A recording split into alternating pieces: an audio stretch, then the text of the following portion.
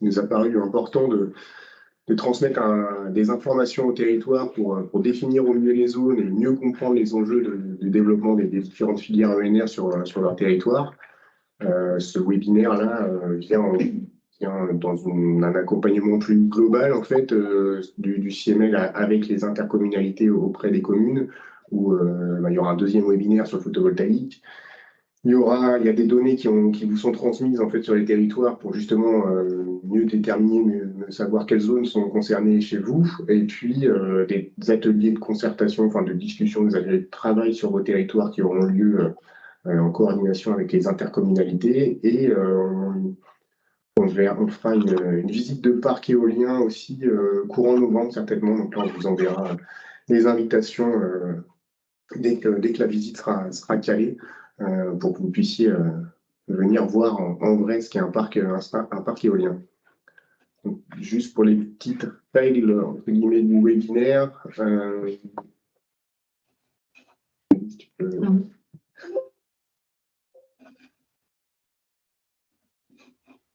Du coup, donc on va être plusieurs intervenants là, sur le webinaire. Donc Ewen Nayadi, je ne me suis pas présenté, moi, responsable du service planification projet transition énergétique au CML. Et puis, on a Gaël et Elise qui sont à côté de moi aujourd'hui, qui vont intervenir là sur le webinaire. Et on aura à distance Robin Deloff de l'association Récit, du réseau des énergies citoyennes en Pays de la Loire, qui nous parlera de gouvernance locale en fin de webinaire. Voilà, donc le webinaire est enregistré, il sera en replay après sur notre site. L'idée, c'est de couper vos micros pendant les présentations et plutôt passer par l'espace conversation pour poser vos questions. On apportera les réponses soit au fil de l'eau, soit on prendra des questions en cours de présentation et à la fin. Donc voilà, on vous laissera au mieux la parole. Et puis voilà, on vous ouvrira vos micros si jamais vous voulez vous poser vos questions à l'oral. Donc voilà, c'est au moment voulu. Donc voilà, sans plus attendre, je laisse Élise commencer le webinaire.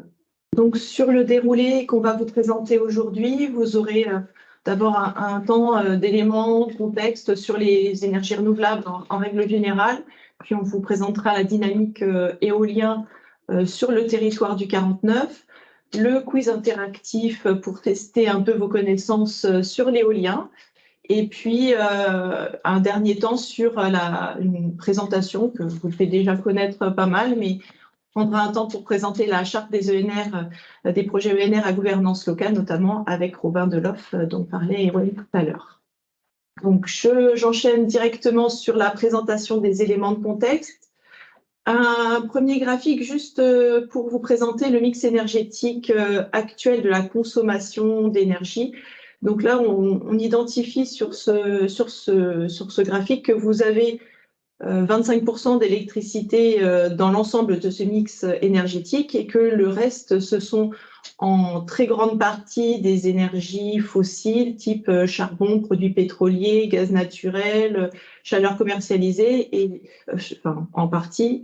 Et du coup, vous avez l'objectif, c'est de décarboner. Le premier objectif, c'est bien entendu la sobriété énergétique, donc de faire baisser cette consommation d'énergie finale, mais aussi un gros objectif de décarbonation. Et on voit à travers ce graphique toute la partie grise là qui est en grande partie de l'énergie carbonée et donc du travail d'ici là pour les prochaines années.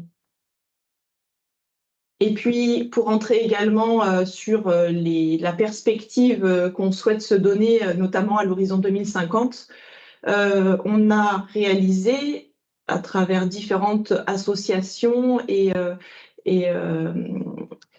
entreprises comme RTE, Negawatt, l'ADEME, qui ont réalisé différents scénarios de prospective pour 2050 pour savoir comment va se structurer notre mix énergétique demain. Et donc, plusieurs scénarios sur la partie consommation. Là, c'est vraiment la diapo sur la partie prospective de consommation électrique. On a deux extrêmes. On a une multitude, comme vous voyez sur le graphe à droite, de scénarios, mais on a des scénarios à l'extrême, un fondé sur une sobriété maximale, c'est celui que vous voyez, ADEME S1, là, moins 13% de consommation.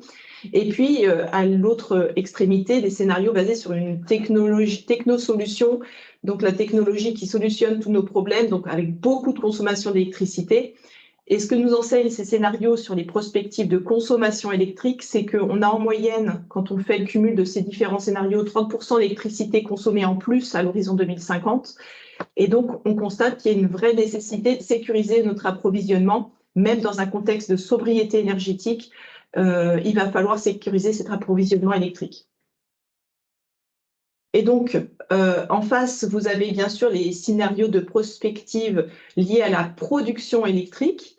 Et donc, pareil, même système, on a différents scénarios qui ont été réalisés par l'ADEME, Négawatt et Réseau de transport d'électricité, RTE. Et donc là, pareil, on a eu deux extrêmes autour d'une multitude de scénarios.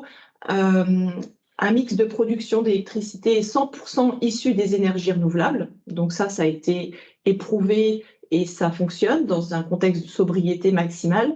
Et un mix de production électrique avec 50% issu des énergies renouvelables et 50% issu du nucléaire. Donc ça, c'est le scénario 50-50, c'est le scénario où on a le plus de nucléaire à l'horizon 2050, compte tenu justement de cette augmentation de la consommation d'électricité.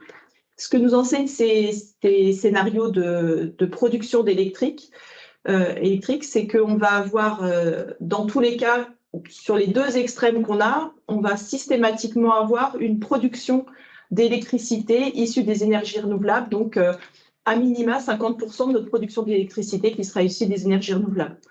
Et dans cette production d'énergie renouvelable, les deux énergies qui ont le plus de potentiel d'évolution, c'est notamment le photovoltaïque, que j'ai nommé ici PV, donc c'est photovoltaïque, et l'éolien.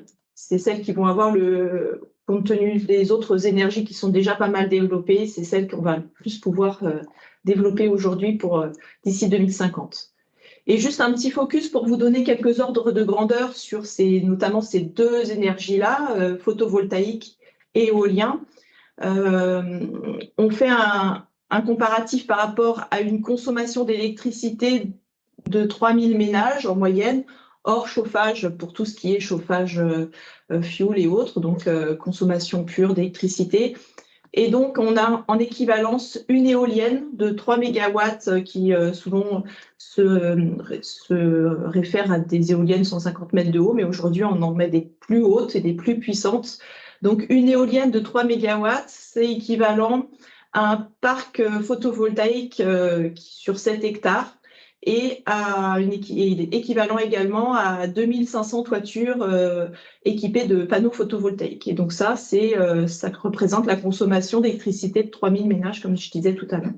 Donc c'est juste pour vous rendre compte qu'il n'y a pas une solution, on ne peut pas tout mettre en PV toiture, ni tout mettre en panneaux solaires au sol ou qu'en éolien. L'idéal, on est vraiment sur le principe du mix énergétique, c'est de varier l'ensemble de ces dispositifs qui ont chacun leurs avantages et leurs inconvénients en fonction de la configuration de votre territoire.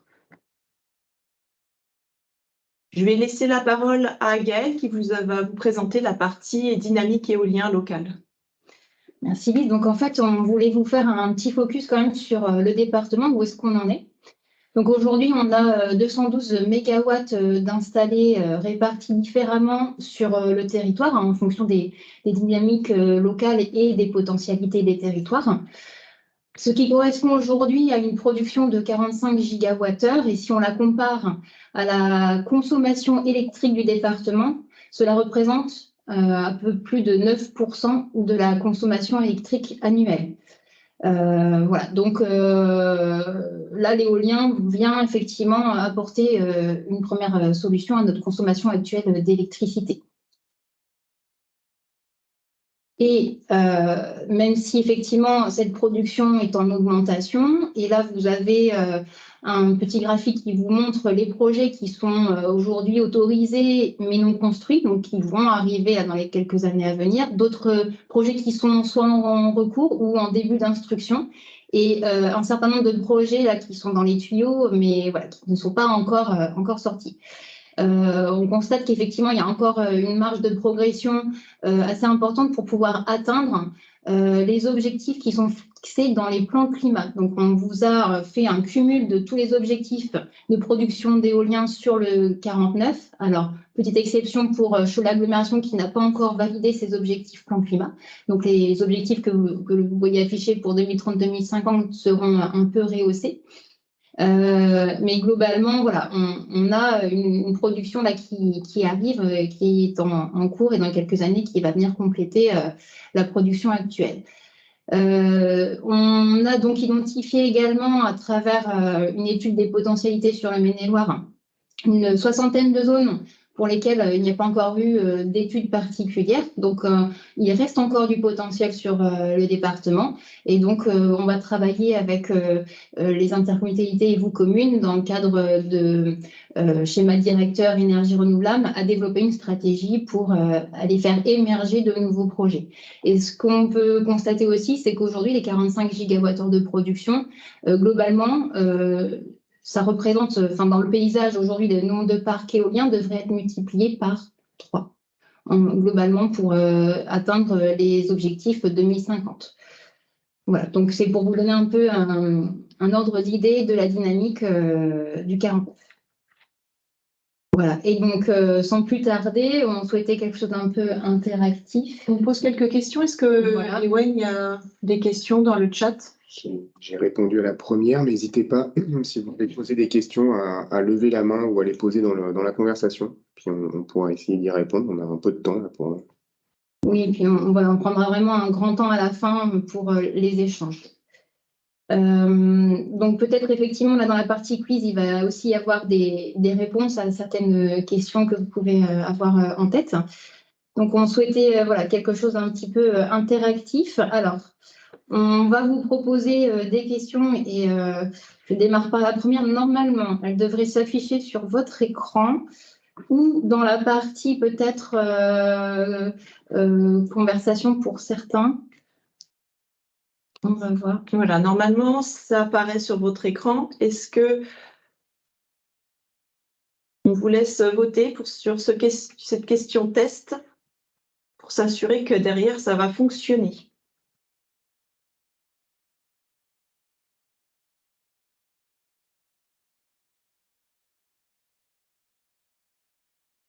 Donc, quand vous envoyez votre réponse, vous voyez s'afficher les premières réponses des participants. Voilà, donc vous êtes globalement prêts. On est très heureux. On va pouvoir donc passer à la première question. Donc, je te laisse la poser, puis je mettrai après le sondage en ligne.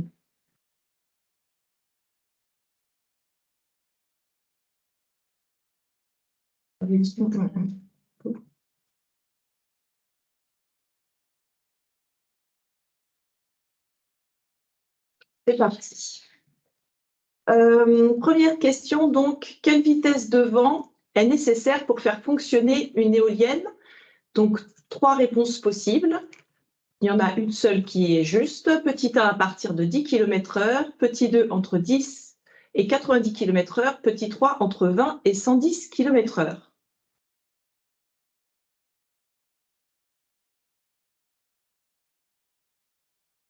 Donc, on vous laisse voilà, quelques instants pour répondre.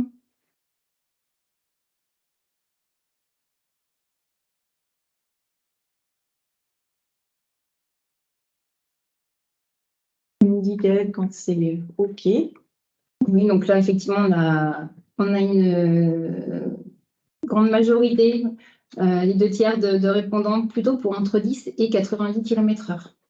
Eh bien, je viens de lancer la réponse. Donc, effectivement, c'est la bonne réponse. Au-delà, on considère qu'il n'y a pas assez de vent et au-dessus, pour des raisons de sécurité, on arrête l'éolienne. Quelques informations sur la composition d'une éolienne pour démarrer un webinaire sur ce sujet. C'était quand même intéressant de voir un petit peu comment c'était fait. Donc, on a le transformateur qui va être à la base, ensuite le mât qui va être la partie la plus haute de l'éolienne. Vous avez la nacelle qui contient à côté le générateur sur lequel on va faire notamment la partie maintenance. le rotor avec le noyau, le rotor, ce qu'on appelle le rotor, c'est le noyau et la pale. Voilà. Et quand on dit une éolienne de 180 mètres de haut, par exemple, eh ben, en général, c'est en bout de pale qu'on parle. Donc, c'est important, la hauteur de la nacelle, elle, est beaucoup moindre. Et donc, techniquement, c'est l'énergie mécanique du vent qui va être transformée en énergie électrique par le générateur qui est juste à côté de la nacelle. Et cette électricité est ensuite convertie pour être injectée dans le réseau électrique par les câbles souterrains. Via la partie jaune que vous visualisez sur le... Deuxième question. Combien de temps tourne en moyenne une éolienne? Alors, c'est une petite question piège, parce qu'on entend souvent plusieurs réponses. Petit 1, 25% du temps. Petit 2, 50% du temps. Petit 3, 80% du temps.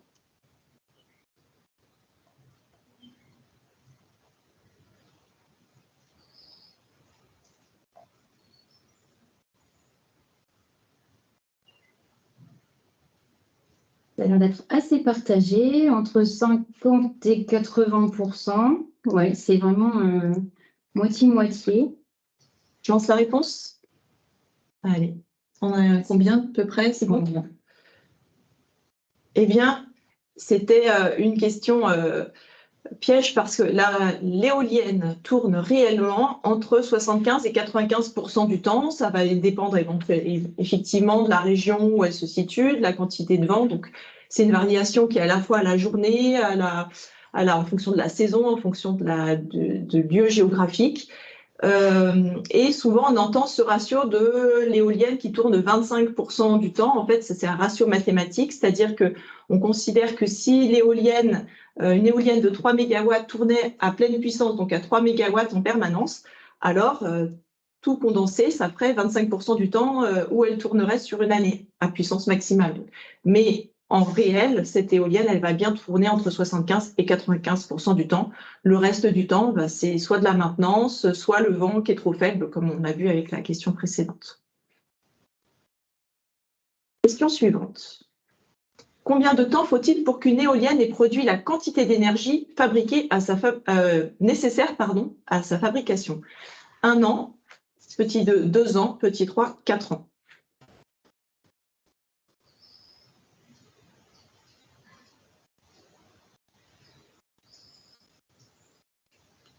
Alors là encore, il y a un petit peu de tout. Il y a une majorité de réponses pour 2 ans. Ah non, moitié-moitié entre 1 an et 2 ans. Voilà, c'est assez partagé. Ok. J'arrive à le mettre. C'est parti. Et donc la bonne réponse, c'est 1 an. En effet, les calculs sur le parc, c'est une moyenne française qui montre que l'énergie nécessaire à la construction, donc c'est toute la partie construction, exploitation et démantèlement d'une éolienne, compensée à sa production d'électricité est compensée en 12 mois pour l'éolienne terrestre et en 14 mois pour une éolienne offshore. Et ça, c'est à mettre en relation, en perspective par rapport à la durée de vie moyenne des parcs éoliens qui va entre 20 et 30 ans pour les parcs les plus récents. Et puis, on peut aussi noter qu'en moyenne, l'éolien produit aujourd'hui 7,9% de notre production électrique et c'est l'équivalent de 2 heures par jour en moyenne sur votre consommation. Donc c'est un des retours énergétiques parmi les plus courts de tous les moyens de production électrique. Nouvelle question, comment percevez-vous les éoliennes dans un paysage? Alors, soit c'est globalement beau, soit c'est globalement moche. Petit 3, ça dépend.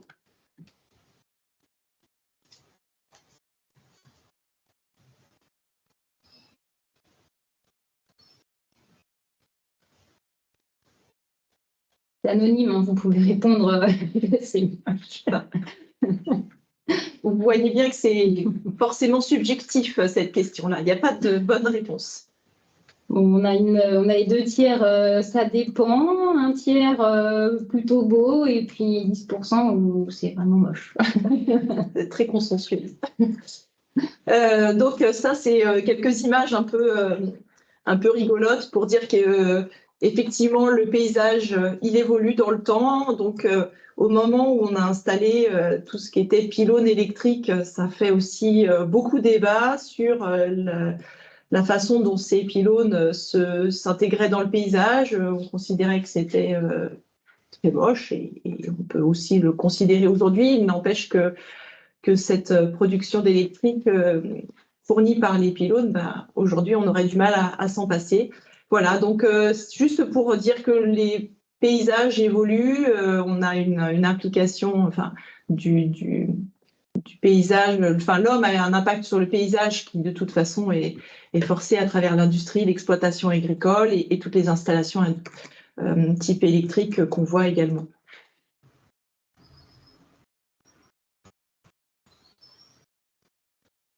Question suivante, comment conciliez-vous biodiversité et parc éolien?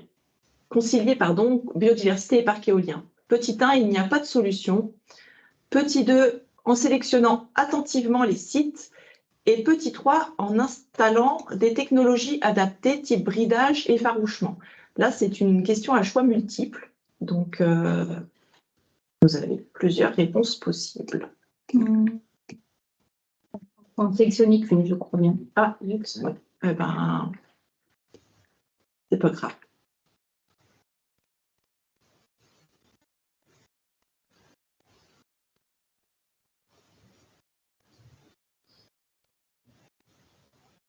Si vous êtes prêts, Oui, mais en fait, il y a vraiment une...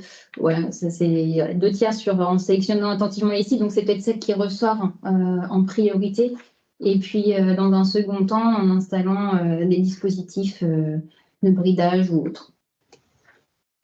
Donc, vous avez parfaitement raison. La première chose à faire, c'est d'abord l'importance du choix d'implantation. Et le taux de mortalité, notamment de l'avifaune, varie très fortement selon une étude de la LPO en fonction de la configuration du parc, du relief, de la densité des oiseaux qui fréquentent le site. Donc, c'est vraiment la première chose à étudier, c'est le lieu où on va implanter ce site. Et justement, pour pouvoir permettre l'implantation et le bon choix des sites, on a la démarche éviter, réduire, compenser, qu'on appelle la démarche ERC, qui est une mesure qui est obligatoire et préalable dans l'étude de faisabilité, qui va être étudiée au moment de l'étude de faisabilité d'un parc. Donc ça, c'est quelque chose de systématique. Et ensuite, là, pour le coup, c'est pas systématique. C'est quasiment, ça l'est de plus en plus dans les parcs aujourd'hui, mais en tout cas, c'est pas une mesure obligatoire, mais vous avez différentes solutions techniques qui permettent de minimiser cet impact. Comme le bridage des éoliennes, ça c'est quasiment mis en place systématiquement dans les dispositifs éoliens, dans les parcs éoliens, pour justement arrêter les pales des éoliennes sur des moments où on sait qu'il va y avoir un passage d'oiseaux. Vous avez aussi des systèmes de détection ou d'effarouchement acoustique qui permettent de les éloigner ou d'arrêter les pales, tout ça pour réduire la mortalité. Qui est responsable du démantèlement en fin de vie des éoliennes? Petit 1, le propriétaire du terrain. Petit 2, la collectivité. Petit 3, l'exploitant du parc éolien. Là encore, c'est une question à choix multiple. Donc, ça ne marche toujours pas. Ah bon? Bah ouais. Ah zut. Bon, allez-y sur celle qui vous paraît le plus important à mettre en avant dans ce cas.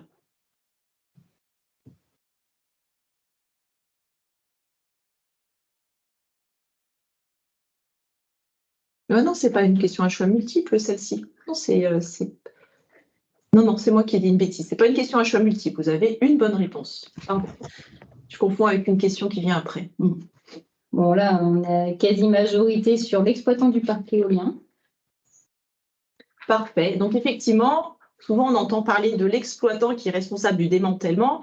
On est bien d'accord qu'il ne s'agit pas de l'exploitant agricole, mais bien de l'exploitant du parc éolien. Donc, selon comment est organisée la gouvernance du parc, on va en parler un peu plus tard avec Robin, on peut avoir des gouvernances 100% privées, des gouvernances partagées entre le territoire et les privés. Dans tous les cas, c'est bien la société exploitante du parc éolien qui est responsable de ce démantèlement.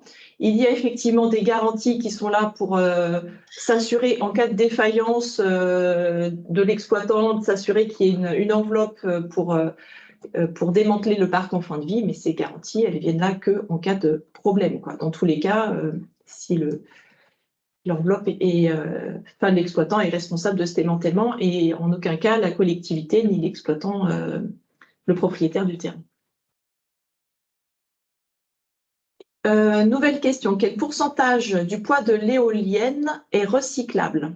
Donc on calcule en poids parce que c'est comme ça que ça se calcule dans les données de recyclage, que l'on parle d'emballage plastique ou qu'on parle d'éolien, c'est tout le temps la donnée poids qui fait référence.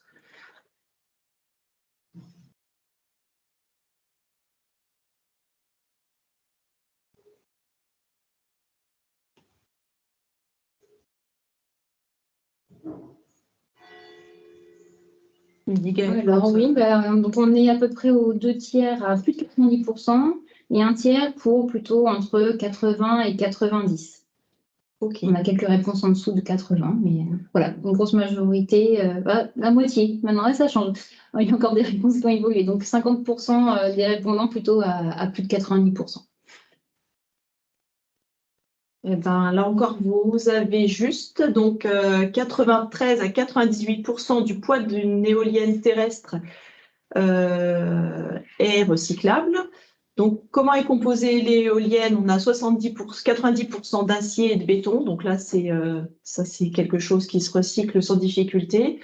6% de résine et de fibres de verre ou de carbone contenues dans les pales. C'est là qu'on avait des difficultés, notamment sur le recyclage, même si les pales de l'éolienne sont généralement broyées et réutilisées en valorisation thermique. Ça, c'est une valorisation, mais ce n'est pas du recyclage matière. Et 3% de cuivre et d'aluminium qui, bien évidemment, sont recyclables. Et sachez que il semblerait que ça y est, on ait trouvé des solutions pour rendre les pales recyclables. Donc, les nouvelles pales aujourd'hui qui seront installées sur les éoliennes pourront, sous réserve qu'on choisisse celle-ci, pourront être recyclées. Ça y est, la technologie a permis d'avancer sur ce point noir qui était dans le recyclage des éoliennes. Est-ce qu'on poursuit? Mettre du temps, on est bon? On est bon. Un focus sur les terres rares. Vous n'êtes pas sans savoir que c'est une question qui revient très souvent quand on parle d'éolien. La terre rare, qu'est-ce que c'est? C'est un groupe de 17 métaux qui sont indispensables dans de nombreuses applications et technologies comme vos téléphones et vos batteries de véhicules électriques notamment. C'est un souci parce que la Chine assure aujourd'hui un quasi-monopole sur leur production. Donc ça veut dire du transport, que l'extraction et le raffinage de ces métaux est extrêmement néfaste pour l'environnement et aussi pour la santé. On a des métaux lourds, de l'acide sulfurique, des éléments radioactifs, tout ça qui vont être utilisés pour cette extraction et ce raffinage des métaux rares. Et donc, évidemment, le fait d'utiliser des terres rares dans l'éolien est pénalisant. Sauf qu'aujourd'hui, l'utilisation de terres rares dans l'éolien terrestre est interdit par la loi en France, la loi française depuis de nombreuses années.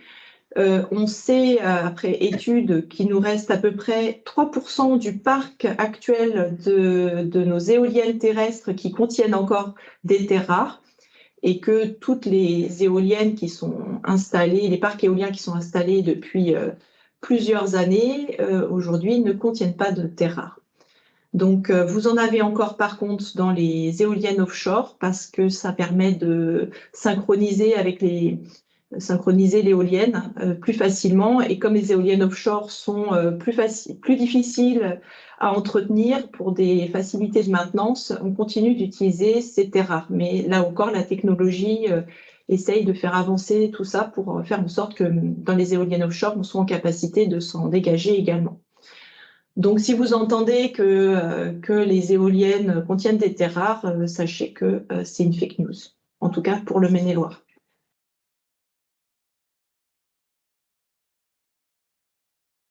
Nouvelle question, en 5 ans, de combien a été diminué le coût de production de l'éolien? 10%, il a été diminué de 25%, ou il a été diminué de 50%, sachant que dans ce coût de production, on compte l'ensemble du coût de revient, à savoir de l'étude, la construction, l'entretien, la maintenance, le démantèlement. Donc, de combien a été diminué le coût de production de l'éolien en 5 ans?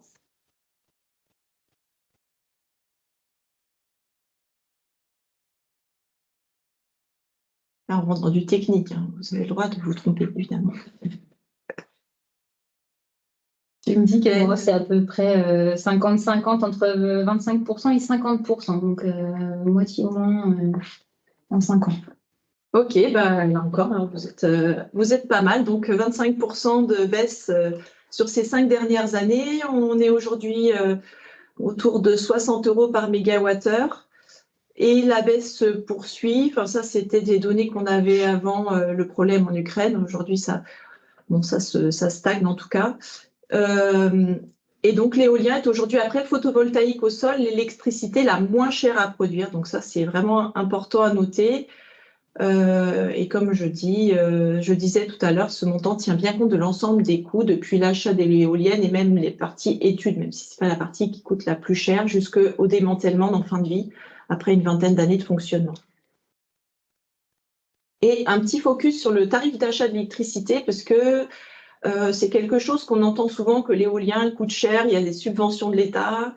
Donc, au prix actuel de l'électricité, la filière éolien, qui était autrefois effectivement subventionnée par l'État quand les coûts de l'électricité étaient très bas, aujourd'hui, c'est l'inverse, c'est-à-dire que c'est la filière qui rembourse à l'État au coût d'achat d'électricité actuel donc c'est la filière qui rembourse à l'État la différence, je ne sais pas si je m'exprime bien, par rapport au coût de tarif, au tarif moyen qui est fixé par le tarif creux. Et donc, du coup, eh bien, d'ici 2024, c'est 21 milliards d'euros qui ont été remboursés et donc l'intégralité des aides qui avaient été versées par l'État. Et donc, oui, ces revenus permettent aussi, à l'heure actuelle, d'atténuer la hausse des prix de l'énergie pour les Français. Donc, c'est l'argent qui est réinvesti pour lisser le coût de l'énergie en France. Dernière question, et là ensuite je vais laisser Robin Deloff de l'association Récit prendre la parole en réponse à cette question. À qui revient la richesse créée par l'éolien? Et donc c'est là que c'est un choix multiple, je me suis trompée tout à l'heure. Petit 1 aux développeurs éoliens, petit 2 aux territoires, collectivités et citoyens, et petit 3 aux propriétaires fonciers. Et on n'a pas de Ça marche multiple, mais c'est fou. Pourtant, c'est ça. Bon. Désolée. Excusez-nous, ouais. L'erreur du direct, bah, c'est comme ça.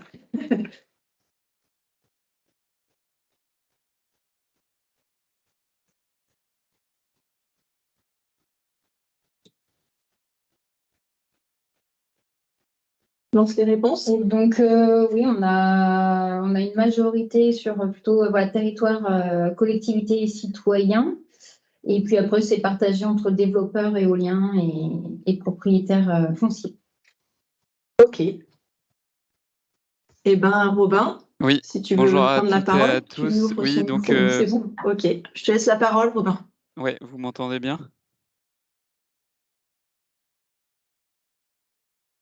Vous m'entendez? Oui, on vous entend. Ok. Bah, l'important, c'est que qu'au moins une partie d'entre vous m'entendent. Donc, pour répondre à la question, on ne t'entend toujours pas. On vérifie le micro. Ouais, ton micro est bien ouvert, mais on ne t'entend pas, malheureusement. Par contre, il y en a d'autres qui l'entendent. Moi, je l'entends très bien. Après, on appuie ici. On t'entend très bien à distance. J'entends très bien également. Test. Ouais, je suis pas bien avec ça. bon, bah, si vous m'entendez, je vais continuer. Désolé pour Attendez, Élise et on Gaël qui teste une m'entendent petite pas. manip pour redonner la parole à Robin. Et puis, si ça ne marche pas, je Il y en a qui l'entendent, mais nous, on n'entend pas. D'accord, donc les participants, vous l'entendez bien, mais nous, en salle, on n'entend pas. Bah, c'est pas très grave, vous savez ce que je vais Ah oui, dire. vous m'entendez? Bon, mince. Du coup, Eh ben, pardon, on se tait alors. pour répondre à la question, je vais, en tant que Normand, je vais dire ça dépend, parce qu'en fait, ça dépend par qui est porté le projet. Alors, ce qui est certain, c'est que quel que soit le développeur, l'exploitant du projet, il y aura des revenus pour le territoire, donc pour la collectivité, qui passent via les taxes qui sont propres à tout projet économique. Donc, pour un parc éolien, ça représente 10 à 12 000 euros par an et par mégawatt pardon, installé, ce qui représente pour un parc sur le Maine-et-Loire, on est sur des parcs de petite taille, on va dire de 5 machines, donc ça représente 100 à 120 000 euros par an pour la collectivité. Donc c'est pas nécessairement uniquement la commune, hein, c'est une répartition qui se fait à l'échelle intercommunale. Donc ça, c'est certain, quel que soit le portage. Ce qui est certain aussi, c'est que les propriétaires sont indemnisés pour la mise à disposition de leur terrain. Et ça représente 2 à 3 000 euros par an et par mégawatt installé sur le terrain. Après, je rentre pas dans le détail, mais ça va dépendre si le mât est exactement sur votre terrain ou si vous êtes survolé, si vous mettez à disposition des terrains, etc. Mais en gros, c'est le chiffre à retenir, 2 à 3 000 euros par an et par mégawatt installé. Et ensuite, là où donc ces deux volets-là, ça représente à peu près un tiers des revenus possibles dans le cas d'un parc éolien. Et l'autre gros morceau, donc les deux autres tiers de revenus qui peuvent profiter au territoire, c'est à la fois les emplois générés par la construction de ce projet et puis les retombées économiques aussi de l'investissement dans le projet. Donc pour les projets à gouvernance locale, donc, qui incluent les habitants et les collectivités dans la gouvernance de ces projets, dans leur financement, c'est 2 à 3 fois plus de retombées économiques qu'un projet classique. Donc voilà, j'ai mis le lien vers une étude qui détaille toutes ces infos. Donc c'est assez significatif et c'est une des raisons de s'impliquer dans ce type de projet. Alors Gaël, je ne sais pas si vous m'entendez, si on peut passer à la diapo suivante, sinon je vais le mettre.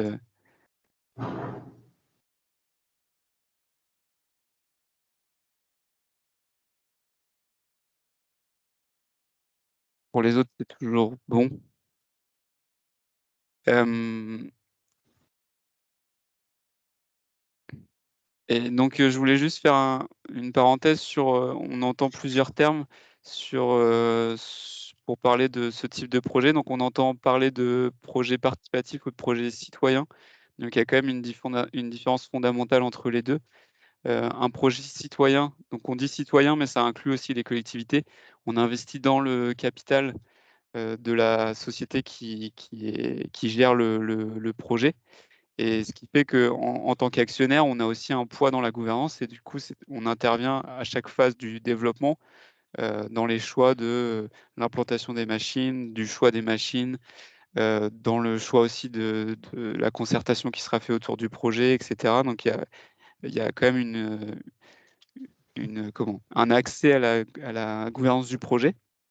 Là où vous avez peut-être entendu parler de projet participatif ou de financement participatif, c'est un mécanisme où, une fois que le projet est en gros ficelé, on invite le territoire, donc sur un périmètre à définir, à participer au financement du projet. En gros, les contributeurs du territoire jouent le rôle de banque en prêtant de l'argent qui leur sera remboursé sous 3 à 6 ans avec un taux de rémunération qui est connu par avance. Donc c'est un autre moyen d'intéresser le territoire, mais il n'y a en général pas trop de dynamique collective qui se crée autour de ça, c'est plutôt des initiatives individuelles. Et puis en termes de pilotage du projet, il y a pas cette possibilité. Donc je ne sais pas si vous connaissez des projets autour de chez vous, pour vous dire que pour ce qui est de l'éolien en particulier, il y a déjà 15 parcs éoliens citoyens en production en France. Pour le Maine-et-Loire, il y en a déjà 4. Donc le Maine-et-Loire enfin, les Pays de la Loire de manière générale sont bien représentés dans ces projets-là. Et puis il y en a 23 à l'échelle de la France en développement. Et moi j'en comptais 7 pour le Maine-et-Loire, des projets éoliens citoyens en cours de développement. Donc c'est significatif, mais il y a encore en fait plein de personnes qui n'ont pas connaissance de cette opportunité. Et c'est pour ça qu'on a travaillé avec le CML, le département et d'autres acteurs du territoire à créer une charte. Voilà, merci. Donc cette charte qui a été signée par une trentaine d'acteurs au mois d'avril, elle a plusieurs objectifs. Les deux principaux, c'est faciliter la coopération entre des acteurs privés, des experts du domaine, on va dire, des citoyens et des collectivités. On a certains citoyens experts et certaines collectivités qui sont un peu affûtés sur le sujet, mais en général, il y a un besoin de monter en compétences, mais il y a aussi d'autres apports qui sont faits par les habitants et la collectivité à ces projets-là. Donc, faciliter la coopération en partageant des valeurs communes. Et puis, c'est aussi un outil pour défendre les intérêts locaux dans les projets. Donc, les retombées économiques, j'en ai parlé, mais aussi la qualité des projets, du fait qu'ils soient bien acceptés. Donc, cette charte, vous avez le lien pour pouvoir la consulter et vous l'approprier, pour vous dire que l'ensemble des intercos du Maine-et-Loire l'ont signée. La quasi-totalité des acteurs citoyens l'ont signé aussi, et puis une dizaine d'acteurs privés, acteurs du domaine, l'ont ratifié, et du coup s'engagent à respecter ces valeurs communes. Voilà, je ne vais pas monopoliser la parole plus longtemps, surtout si tout le monde ne m'entend pas.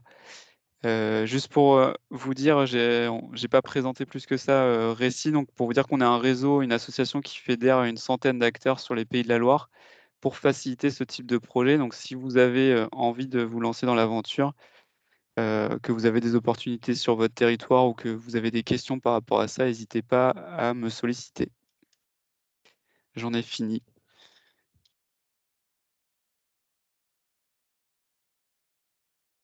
Et oui, pardon, j'en ai fini de parler, mais ce qu'on vous propose, c'est de regarder une vidéo sur justement 4 projets éoliens du Maine-et-Loire. C'est une vidéo qui dure 6 minutes et qui vous permet aussi d'illustrer plus dans le concret tout ce que je vous ai raconté.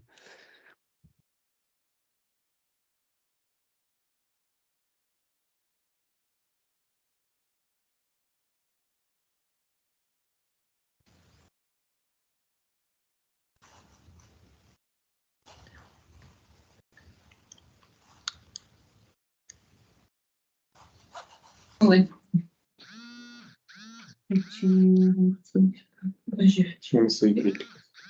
C'était pas bon là? C'est bon là maintenant? Est-ce que vous nous réentendez? On vous entend, mais pas la vidéo. Oui, on va essayer,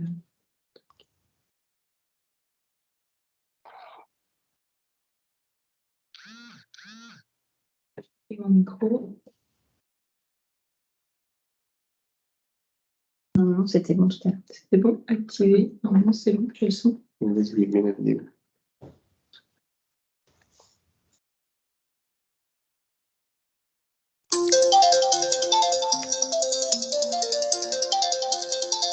Ça sent plein l'écran.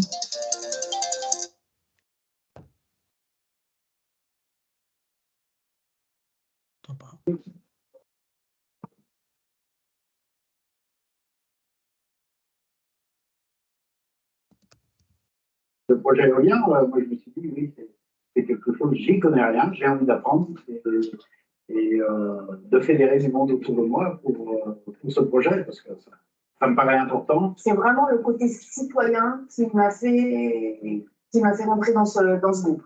Étant exploitant, je voyais des développeurs passer sur mes terres. Et donc, je me suis dit, il y a peut-être quelque chose à faire, de voir le vent passer au-dessus de ma tête et que les bénéfices partent à l'étranger, je l'aurais mal vécu. Si peu d'argent qu'on met, on a une petite pièce de l'éolienne, donc c'est valorisant. Puis, vraiment, c'est où va l'argent. Parce que, après, c'est la collectivité qui est gagnante aussi. Donc, le bénéfice ira pour les infrastructures de mes enfants plus tard. Là, ça s'est retombé. On va pouvoir faire d'autres choses dans les énergies renouvelables, dans nos bêtes de consommation, sur les opérations d'habitat, sur la mobilité, qui sont les deux grands enjeux de nos consommations énergétiques.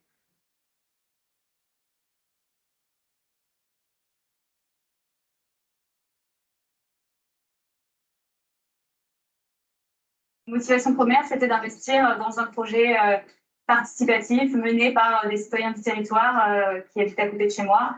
Je trouve que c'est un bon moyen pour les citoyens de reprendre un peu la main et de participer à notre petit niveau à la transition écologique. Nos enfants sont excellents citoyens et nos beaux enfants aussi. On a mobilisé un peu toute la famille. Alors, nous avons 264 citoyens qui nous ont rejoints. Donc, la majorité, presque 100%, sont du territoire. Donc, ça, c'est vraiment... là, l'objectif est atteint. Alors, la grande satisfaction, c'est qu'on ait, parmi ces 264 associés, 25% de jeunes de moins de 35 ans. Les gens sont très positifs, ils ont vraiment l'impression d'avoir fait quelque chose. Souvent, c'est ce qu'on nous dit sur le changement climatique. Les gens disent « qu'est-ce que je peux faire ?» Là, au moins, on se dit « bon, c'est pas la solution, mais c'est un premier pas » et on se dit « voilà, nous, on peut réellement faire quelque chose ». Et le fait de le faire en collectif, c'est beaucoup plus intéressant que chacun de son côté. En fait. Je dirais que le fait de rassembler sur un territoire des gens qui ne se côtoyaient pas auparavant est une grande satisfaction. Et la collectivité a dit voilà, nous, on vous soutient, on inscrit ça dans notre projet futur. Et on tient absolument à être avec vous. Partir par l'intérêt participatif et l'intérêt vraiment des citoyens, on peut réussir à monter des projets qui sont bien plus acceptables. D'avoir à la fois les collectivités, à la fois les associations citoyennes, à la fois peut-être des entreprises, cela permet d'avancer beaucoup plus vite. Moi, en tant que développeur, on a tout un historique. Enfin, depuis 1993, j'ai appris plein de choses que d'autres ne peuvent pas apprendre en 2 ans. Donc, on a un rôle aussi peut-être de conseil ou d'accompagnement. Tout au départ, on s'est tourné vers l'énergie partagée. Eux nous ont éclairé sur ce qui nous attendait, justement. De manière générale, énergie partagée, on est là pour, on va dire, rendre possible et fédérer toutes ces actions d'appropriation d'énergie par les citoyens.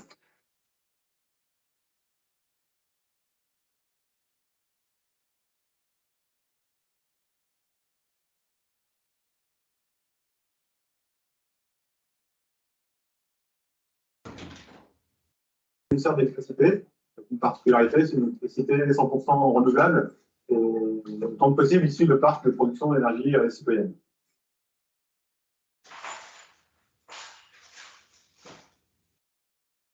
Nous, on vend notre électricité à Enercop et vu qu'on est un parc citoyen, Enercop nous dit pour toute l'électricité qu'on vous achète, on vous donne un bonus d'1 euro par mégawattheure vendu. On doit en utiliser tous les ans au moins la moitié pour faire des actions autour de la maîtrise de la consommation d'énergie, de la sensibilisation à la transition énergétique. Le point important qui est relié sur cette projet-là, c'est aussi de jouer un rôle dans la maîtrise de l'énergie. Ce n'est pas d'être seulement un producteur d'énergie, mais être aussi un consommateur éclairé d'énergie. Si on veut vraiment que les gens aient une conscience de ce qu'est leur consommation d'énergie, il faut qu'ils soient au plus proche des moyens de production. Du fait qu'on soit aujourd'hui producteur d'électricité, je trouve qu'on est plus conscient de ce qu'il y a derrière la prise électrique et on a une consommation d'énergie un peu plus raisonnée et on fait plus attention, je dirais.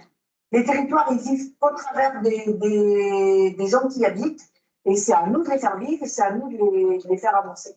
La seule motivation, l'écologie et la protection de l'environnement.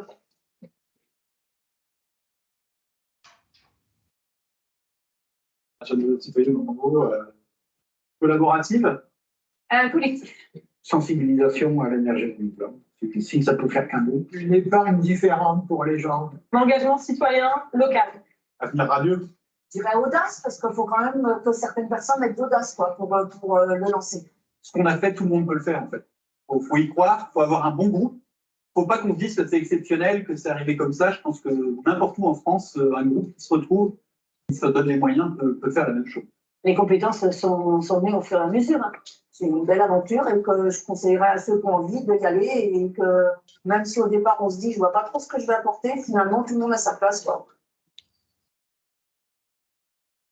On ne travaille pas pour nous, on travaille pour les générations à venir. Les éoliennes, ça ne va pas changer la face du monde. Mais voilà, c'est ce qu'on peut faire sur le territoire à notre modeste place.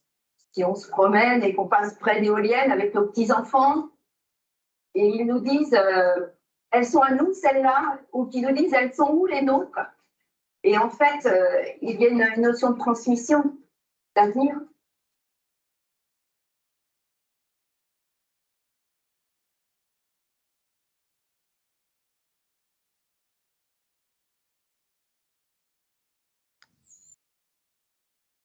Oui, je voulais ajouter parce que je l'ai Vous pas. retrouverez ça a donc cette vidéo sur le lien. Vous avez le lien en fait sur la vidéo, donc quand vous pourrez aller en replay, vous pourrez retrouver effectivement le lien de la vidéo pour la revisionner ou la montrer à d'autres.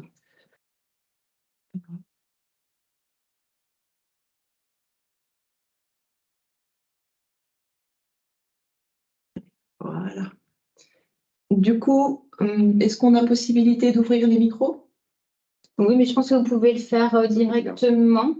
Et voilà, on vous propose de Alors, lever la main, ouais, et puis on vous ouvrira les micros au fur et à mesure. Donc, à partir de maintenant, on a fini notre partie exposée. On vous laisse la parole.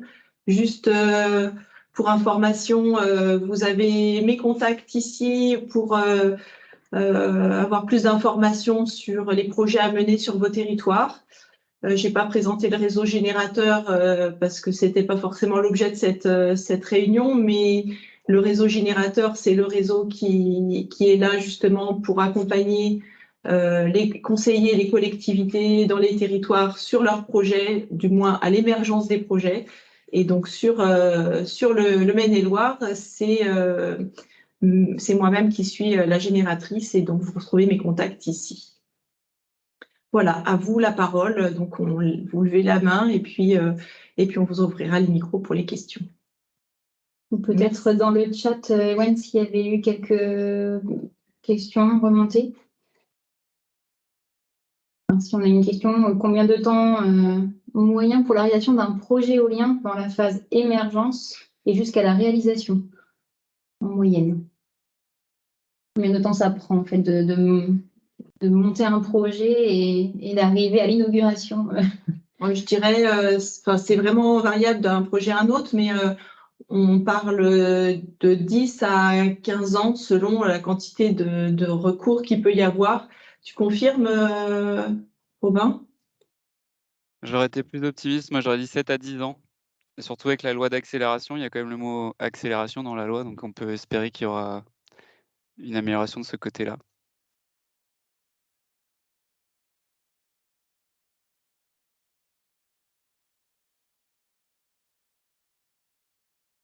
Je veux bien prendre la question sur la distance des éoliennes les unes par rapport aux autres. Est-ce que vous m'entendez, Élise et Gaël? Non.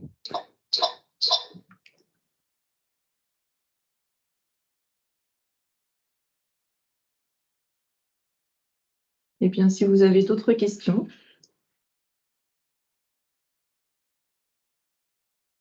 Il y a une autre question. Combien d'éoliennes minimum pour un parc et à quelle distance les unes des autres? Alors, en général, il y a un écho. J'ai pas mon test. Hop. En général, en dessous de 3 éoliennes, c'est souvent difficilement rentable sur les parcs. On part en général autour de 3 éoliennes pour que ce soit rentable. Après, ça peut être, si les éoliennes sont puissantes, on a des éoliennes de 5 mégawatts.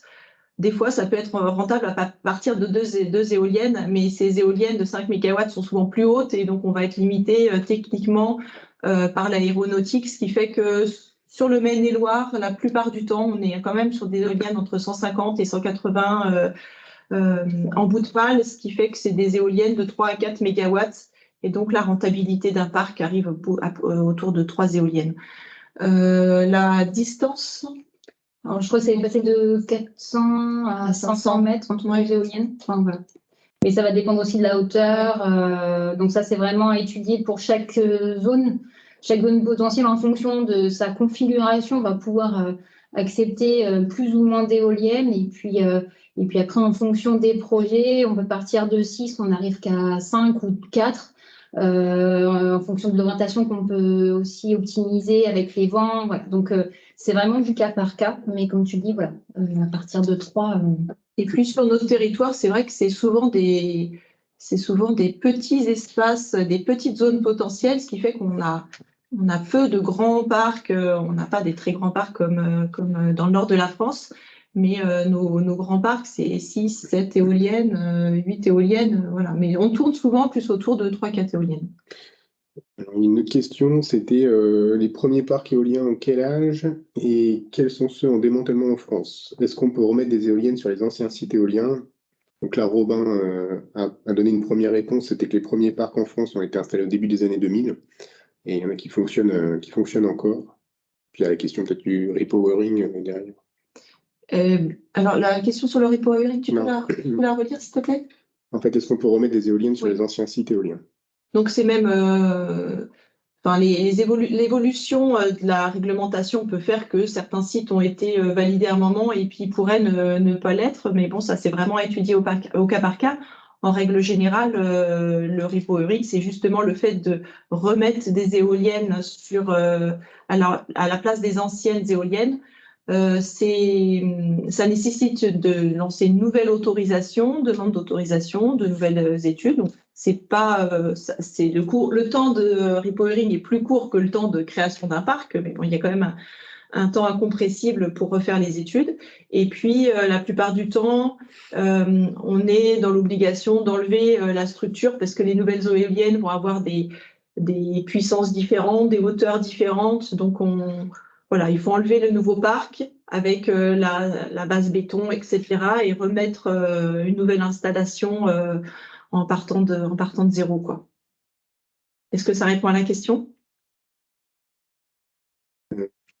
Une autre question, une personne qui aurait aimé avoir plus de connaissances sur les différents types d'éoliennes compactes sur toit, verticales, pour donner aussi à voir les multiples possibilités de cette forme de production d'énergie. Alors peut-être juste rappeler que, c'est vrai que nous, là, on s'est concentré sur le grand éolien terrestre parce que c'est vraiment la filière à enjeu aujourd'hui. Sur les éoliennes de toiture, par exemple, qu'on a vu émerger il y a quelques années, on n'en voit plus, ça a causé quelques dégâts aussi sur certaines maisons. Il y a une production qui n'est pas forcément non plus au rendez-vous, ce qui ne veut pas dire que ça ne peut pas marcher ponctuellement, mais ce n'est pas non plus c'est pas le cœur de la filière, quoi. Ça, c'est vraiment comment dire, des technologies qui peuvent avoir un intérêt ponctuellement, mais qui ne font pas l'essentiel de la production, quoi. Et puis, il y a un coût beaucoup plus élevé que ce qu'on vous a cité là dans le webinaire. Donc, voilà, c'était pas forcément l'objectif de ce webinaire-là. Une autre question qui était comment sont réparties les rémunérations entre propriétaires du foncier et les exploitants si les agriculteurs sont locataires? Entre propriétaires du foncier et exploitants? Exploitants agricoles, Ouais. Si les agriculteurs sont locataires, Alors, en agrivoltaïsme, non, le revenu, il revient au propriétaire, hein, il ne revient pas à l'exploitant. En agrivoltaïsme, on va avoir une démarche qui est différente, mais on va avoir une répartition entre l'exploitant et le propriétaire, mais en éolien, c'est bien le propriétaire qui reçoit l'ensemble du versement du loyer.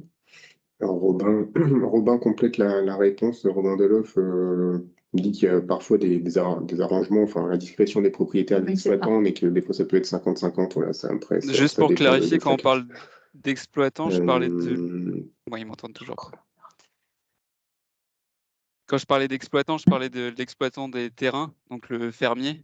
Et donc, c'est bien le fermier et le propriétaire du terrain qui se partagent cette rémunération. Voilà.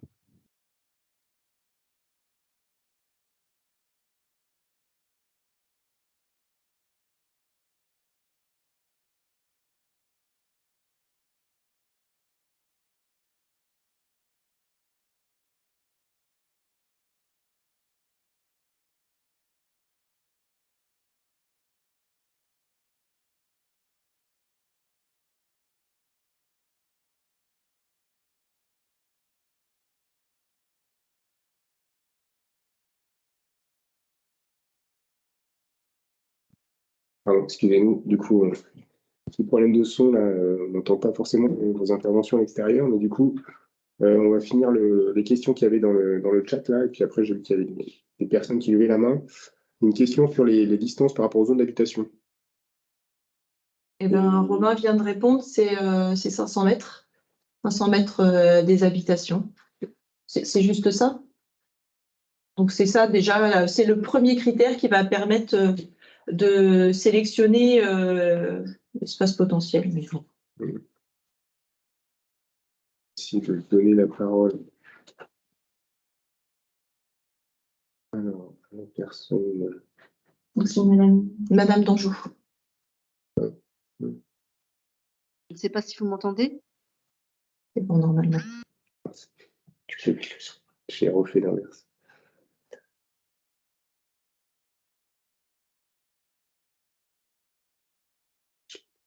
Ouais, madame Danjou, essayez d'activer vous-même votre micro, comme ça, je pense que ça sera plus simple. Alors j'essaie, mais je ne sais pas si ça marche. Ça fonctionne, non? Vous m'entendez? Non, vous ne m'entendez pas? Moi, je vous entends en tout cas. Ah bah si vous êtes le seul, c'est un peu dommage. Non, on vous entend, je pense. Hein, pas de souci. Je Ouais, pense très qu'il y a bien. tout le monde En sauf fait, le CMA qui nous entend. Bon, moi, j'ai une question, c'est un cas de figure concret. En fait, ça se passe à Bourdiré. Donc, il y a un projet éolien participatif.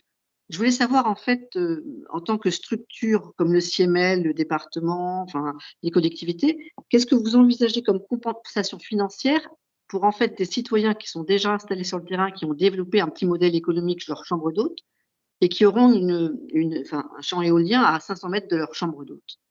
Donc, forcément, il y aura un manque à gagner, il ne faut pas rêver. Hein. Donc, je voulais savoir si, comme vous êtes du département, est-ce que vous prévoyez des compensations pour ces gens-là? On m'entend si je réponds? Non, c'est bon. C'est bon. Vous m'entendez, Madame Danjou? Oui, oui, je vous entends très bien. Donc, alors il y a eu des cas de jurisprudence parce que au tout départ, effectivement, cette question de la compensation financière avait été soulevée par des propriétaires de maisons qui étaient à 500 mètres.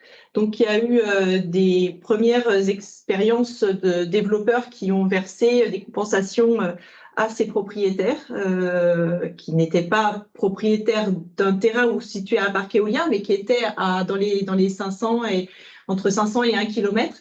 Et en fait, il y a eu un cas de jurisprudence, c'était considéré comme une sorte de pot de vin, si vous voulez, et donc ça a été interdit par la loi. Donc cette compensation financière stricte de dire je vais compenser avec une somme d'argent la perte de valeur immobilière éventuellement de la maison située à entre 500 et 1 km du parc éolien, ça c'est strictement interdit par la loi. Maintenant, ce qui est possible pour les propriétaires qui se situent dans un rayon de 500 à 1 km d'un parc éolien pour pouvoir avoir des avantages, c'est justement de prendre part d'un point de vue citoyen dans le projet du parc. Et là, du coup, ça permet d'être en partie propriétaire du parc éolien qui se situe à 500 mètres de chez soi et puis de valoriser comme ça. Mais c'est la seule façon. Tu peux peut-être compléter, Robin. On t'entend du coup, ça y est, normalement. Pardon, je fais deux choses en même temps. J'étais en train de renseigner le chat. Oui, non, il n'y a pas de compensation pour des pertes économiques qui restent à avérer. Ça serait intéressant effectivement de regarder une fois que le parc sera en fonctionnement si perte il y a et si oui, de combien. Mais non, j'ai pas d'éléments particuliers à apporter sur des compensations pour les voisins. Et concernant l'activité touristique, je vous invite à regarder un petit peu ce qui se fait ailleurs en France, mais on pourrait vous donner des liens sur des territoires qui basent aussi un peu leur image touristique sur justement un territoire qui développe les énergies renouvelables. Enfin voilà, c'est plutôt bien amené, on en avait vu quelques-uns.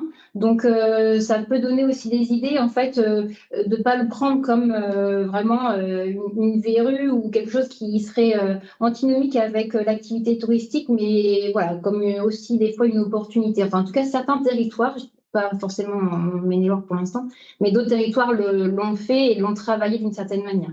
Donc, on pourra vous donner des informations là-dessus si vous souhaitez. D'accord, écoutez, je vous remercie. Merci. Et ouais, est-ce que tu as d'autres mains levées ou d'autres questions dans le chat? Il y a eu des réponses apportées dans le chat et il n'y a pas d'autres mains levées. Est-ce que tu veux lire les questions et les réponses?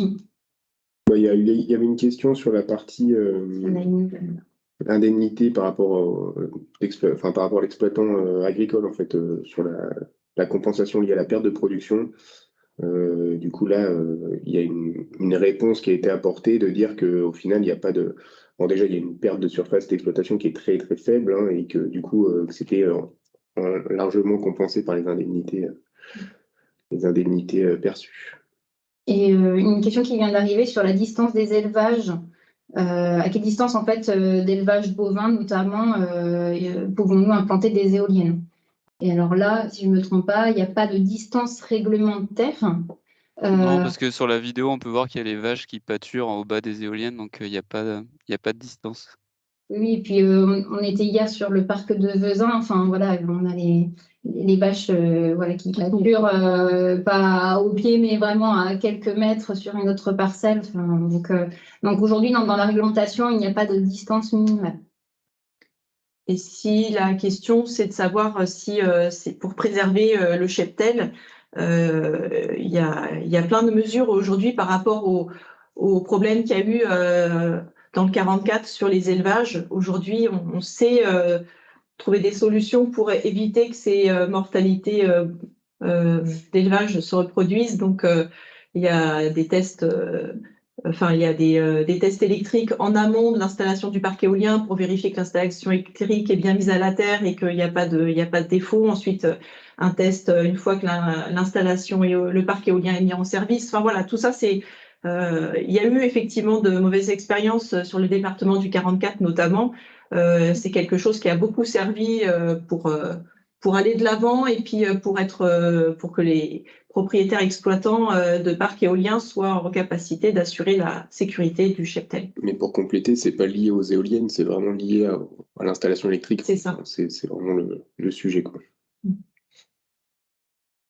Puis comme le précise Robin, c'est bien un parc sur lequel on focalise beaucoup. Il y a eu une problématique particulière qui est annoncée en Loire-Atlantique, mais que sur les 3000 autres parcs en France, il y a beaucoup d'autres exemples où élevage laitier au pied d'éoliennes ne perturbe pas du tout la production laitière, où il n'y a pas d'impact en fait sur l'élevage bovin.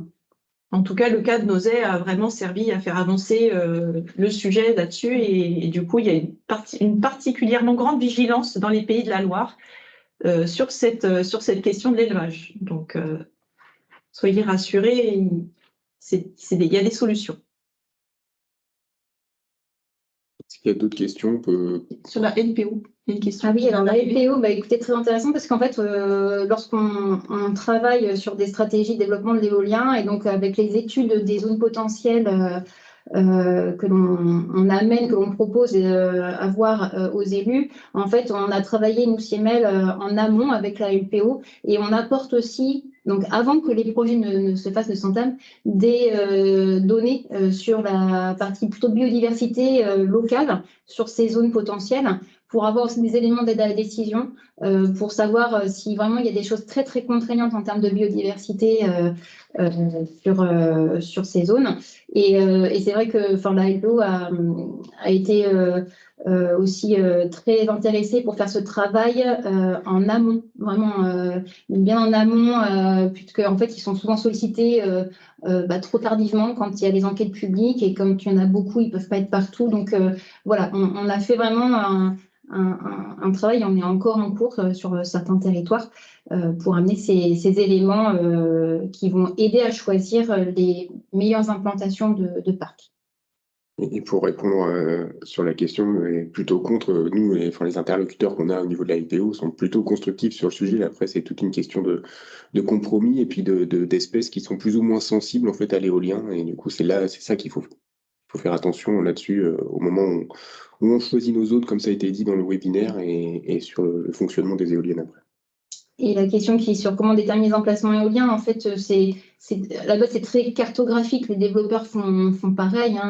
On retire toutes les zones réglementaires et ensuite, on a différentes couches de sensibilité entre tout ce qui va être patrimonial et environnemental, zone naturelle, etc.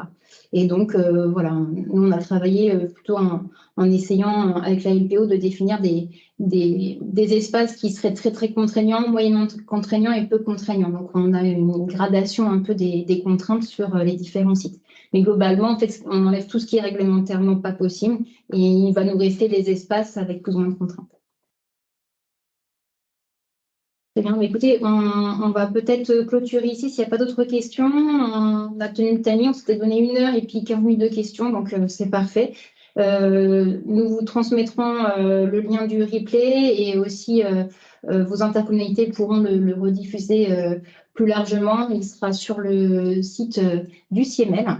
Voilà, donc n'hésitez pas à le transmettre également ultérieurement. Il y a Robin qui vient de compléter. OK. Et puis, si jamais vous avez d'autres questions a posteriori, vous avez mon adresse mail, mon numéro de téléphone. Et voilà, donc n'hésitez pas à l'utiliser pour aller plus loin s'il y a des projets ou s'il y a encore des questions auxquelles on n'aurait pas répondu. Merci beaucoup. Merci à très bonne journée. Au revoir.